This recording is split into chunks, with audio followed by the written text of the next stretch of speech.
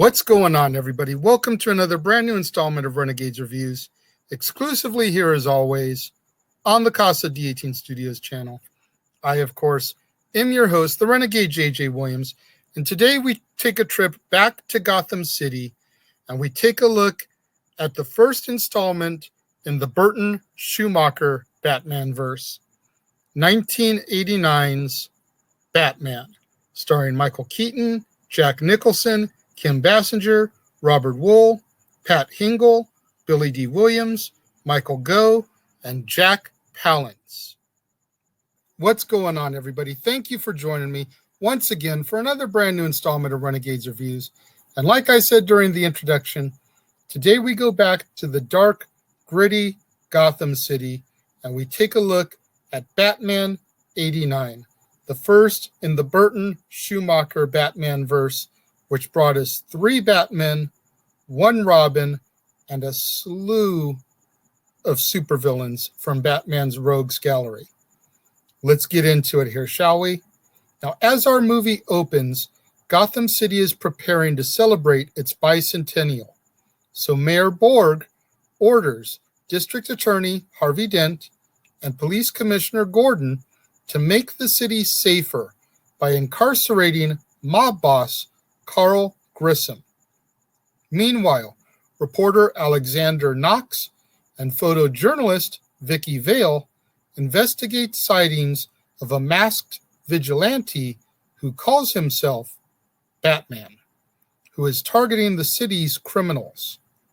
Both Knox and Vale attend a fundraiser which is being hosted by billionaire industrialist Bruce Wayne, who, as we all know, is secretly Batman, having chosen his path after witnessing a mugger murder his parents when he was only a child. During the fundraiser, Bruce becomes infatuated with Vicky Vale, but interrupts their meeting to secretly pursue Commissioner Gordon when he leaves the party on police business. Carl Grissom sends his sociopathic second-in-command, Jack Napier, to raid Axis Chemicals in order to retrieve incriminating evidence. Unbeknownst to Napier, however, it is a cover to have him murdered for sleeping with Grissom's mistress, Alicia Hunt. Although corrupt police lieutenant Max Eckhart arranges the hit on Napier by conducting an unauthorized police operation, Gordon arrives, takes command, and orders the officers to capture Napier alive as a potential witness. Batman then arrives on the scene to capture Napier himself, while Napier kills Eckhart as revenge for double-crossing him. During a scuffle with Batman, Napier falls off of a catwalk and into a vat of acidic chemicals. Although he is presumed to be dead, Napier survives the fall with various disfigurements, which include chalk white skin and emerald green hair and nails. He undergoes surgery to repair the damage, but ends up with a permanent grin. Driven insane by his new appearance, Napier, now calling himself the Joker, kills Grissom at his estate, massacres Grissom's associates, and takes over his day-to-day operations. Batman then begins to research a way to stop the Joker from terrorizing Gotham with hygiene products laced with Smilex, a deadly chemical which causes victims to literally die laughing with the same maniacal grin as the Joker. The Joker soon lures Vicky to the Gotham Museum of Art, where his henchmen destroy works of art within. Batman arrives and rescues Vicky before taking her to his Batcave, providing her with all of his research on Smilex, which will allow the city's residents to escape the toxin. Conflicted with his love for her. Bruce visits Vicky's apartment with intent of revealing his true identity to her, only to have the Joker interrupt the meeting. The Joker then confronts Bruce with the question, "Have you ever danced with the devil in the pale moonlight?" Which Bruce recalls having been said by the mugger who killed his parents. The Joker then shoots Bruce, but he survives thanks to a serving tray that was hidden underneath his shirt, and he escapes the apartment while the Joker is distracted. Back at the Batcave, Bruce reminisces on his parents' murder, realizing that the Joker was in fact their killer. Vicky is then brought to the Batcave by Alfred, Bruce's butler, who had been trying to coax their relationship along as a result to try to bring out Bruce's more human side. Bruce exposes his secret identity to Vicky, but tells her that he cannot focus on their relationship with the Joker on the loose, and he departs to destroy the Access chemical plant, which is being used to create Smilex. Meanwhile, the Joker lures Gotham's citizens to a parade with the promise of free money in order to dose them with Smilex gas, which is being held within giant parade balloons. Batman foils his plan by using the Batwing in order to remove the balloons, but the Joker shoots him down. The Batwing crashes in front of a cathedral, and the Joker takes Vicky hostage within it. Batman pursues the Joker to the top of the cathedral, and in the ensuing fight, Batman reveals that he knows that Napier killed his parents, and thus created Batman before Batman created the Joker. This leads to the Joker realizing that Batman is Bruce Wayne.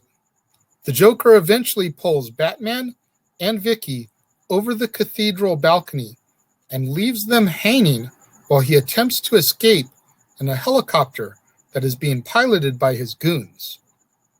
They throw down a ladder for the Joker to climb.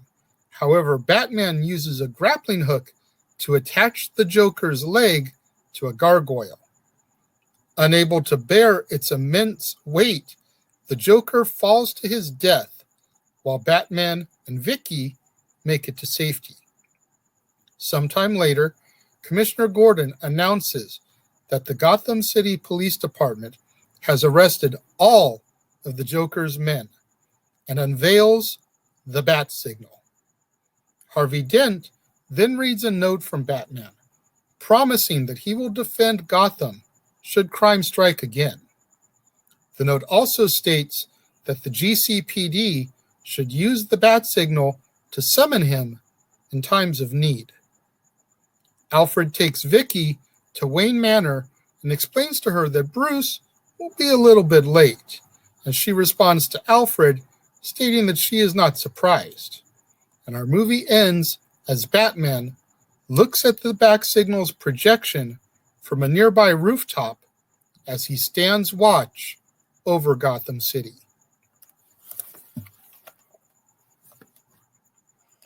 As far as tone, light, darkness, serious comedy goes, this is by and far, to date, that I've covered, the definitive Batman film. There's some elements of comedy, thanks mostly in part to the Joker, but only at the right moments. It's not in an overabundance like during the 66 film, which was intended to be campy, intended to be lighthearted, intended to be more geared towards children. This Batman was geared towards teenagers and adults. You can tell by the tone and the themes and the pacing that this movie was not geared towards children. And eventually, that became a problem to Warner Brothers, which is why the Schumaker ones became so light and so more campy and comedic heavy, whereas the Burton ones maintained that dark tone.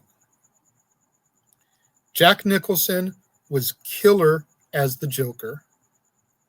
You know, I mean, him and Cesar Romero just go neck and neck as far as how great they are. And that's not to discount Heath Ledger or Jared Leto or Mark Hamill or Cameron Monaghan or anybody else who's taken a stab at the Joker. But growing up at the time that I did, you know, seeing Jack Nicholson's Joker in the theaters while watching Cesar Romero's Joker in reruns on television, thanks to the success of this film, bringing it back out so that the kids of a new generation could get to know Batman and Robin and Penguin and Joker and Riddler and Catwoman and Mr. Freeze and Egghead and Bookworm, and the list goes on and on. Like I said, Batman's rogues gallery of villains. Like, Batman has got quite possibly the greatest rogues gallery of villains in comic book history.